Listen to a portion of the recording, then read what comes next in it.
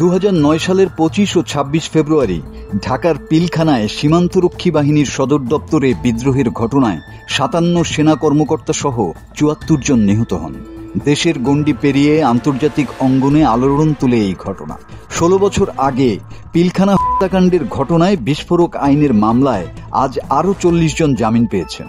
কেরানীগঞ্জের কেন্দ্রীয় কারাগারে স্থাপিত অস্থায়ী আদালতে শুনানি শেষে বৃহস্পতিবার এ আদেশ দেন ঢাকার 2 নম্বর বিশেষ ট্রাইব্যুনালের বিচারক ইব্রাহিম মিয়া। বিস্ফোরক আইনের মামলায় 834 জন আসামির বিরুদ্ধে বিচার কাজ শুরু হয়েছিল 2010 সালে, কিন্তু মাঝপথে বিস্ফোরক মামলার কার্যক্রম এক প্রকার স্থগিত রেখে কেবল হত্যা মামলার সাক্ষ্য উপস্থাপন করে রাষ্ট্রপক্ষ। এ কারণে এই মামলার বিচার ঝুলে যায়। বিদ্রোহের বিচার বিজিবির আদালতে হলেও হত্যাকাণ্ডের মামলা বিচারের জন্য আসে প্রচলিত আদালতে। এই ঘটনায় হত্যা ও বিস্ফোরক আইনে 2টি মামলা হয়। হত্যা মামলায় খালাস বা সাজা ভোগ শেষে বিস্ফোরক মামলার কারণে মুক্তি আটকে যায় 468 জন বিডিআর সদস্যের।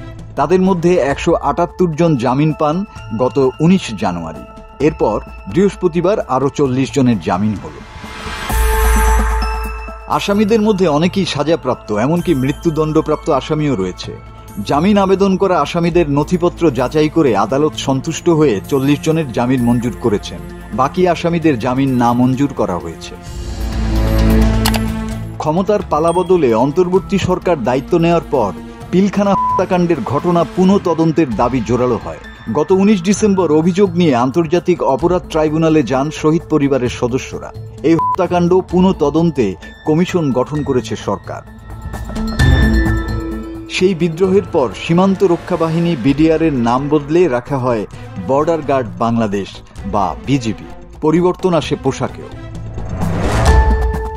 মাসুদ হাসান, বাংলা টিভি।